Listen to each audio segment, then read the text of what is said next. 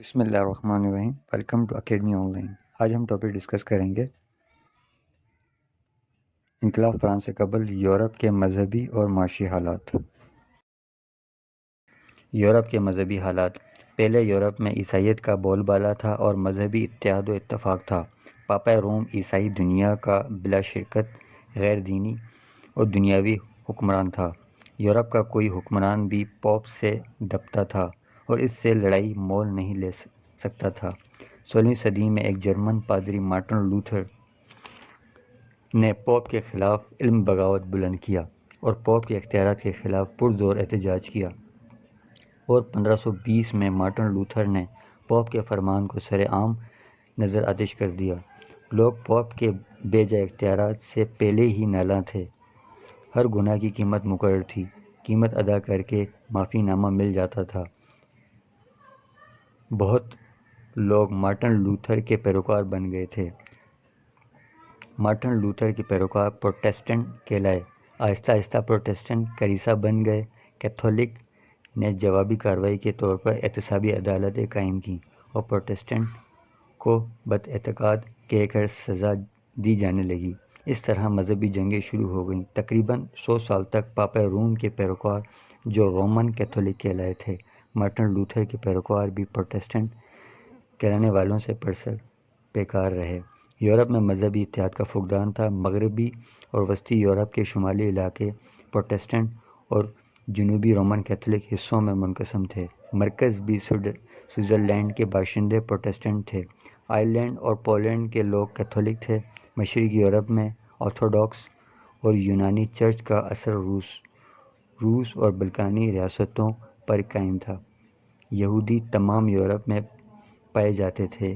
کچھ مقامات پر ان کا وجود برداشت نہیں کیا جاتا تھا اور بعض علاقوں میں ان پر سختی کی جاتی تھی۔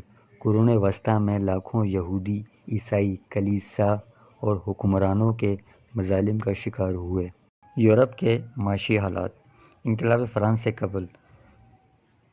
قبل یورپ کے تمام ممالک کا معاشرہ عدم سعادت کا شکار تھا۔ اس عدم مساوات کی ایک واضح تصویر اس زمانے کے معاشی حالات میں بھی دیکھی جا سکتی ہے۔ اس زمانے کے اقتصادی ڈھانچے کی بنیاد دوہرے معاشی معیار پر تھی۔ یورپ کے تمام ممالک میں کچھ طبقے ایسے تھے جن کے ساتھ ترجیحی سلوک روادار کہا جاتا تھا۔ انہیں ٹیکسوں کے بوجھ سے آزاد رکھا جاتا تھا، جبکہ ٹیکسوں کا تمام بوجھ محض غریب عوام ہی کو اٹھانا پڑتا تھا۔ روسا اور امرا جاگیردار غریب عوام کے مقابلے میں کم رقم حکومت کے خزانے میں جمع کرواتے تھے۔ یورپی معاشرہ چونکہ جاگیردارانہ بنیاد پر منظم کیا گیا تھا، اس لیے جاگیردار اپنے اپنے علاقوں میں چھوٹے چھوٹے متعلق عنان بادشاہوں کی مانند تھے، لہذا جاگیرداروں سے ٹیکس مانگنے کا تو سوال ہی پیدا نہیں ہوتا تھا، بلکہ وہ تو ٹیکس لینے والوں میں شامل تھے۔ زمین کاشت کرنے والے کسانوں سے حاصل ہونے والی بیشتر رقوم زمینداروں اور جاگیرداروں کی جیبوں میں چلی جاتی تھی۔ کسان جو دن رات محنت کرتا تھا، اس کی حالت قابل رحم تھی۔ ایک محرک کے الفاظ میں یورپی معاشرے کا نچلا ڈھانچہ غیر خوشحالی، غیر محفوظ، غیر ترقی یافتہ انسانوں پر مشتمل تھا، جن کے لیے نشوونما اور ترقی کے دروازے ہر طرف سے بند تھے۔ صرف چند مخصوص افراد کو مراعات حاصل تھیں، جبکہ دوسرے تکالیف اٹھاتے تھے۔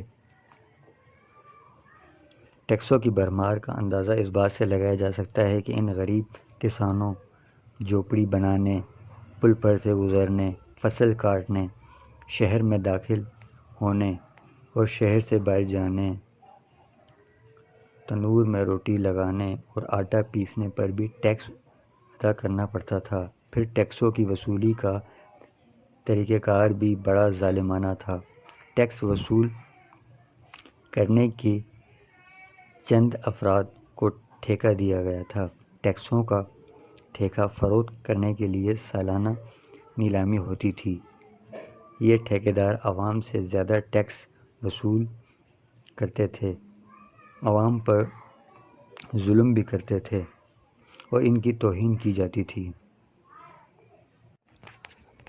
کنکلوژن، اختتامیہ۔ اگرچہ یورپ میں مذہبی کشمکش نہ تھی لیکن مذہبی رواداری بھی نہ تھی۔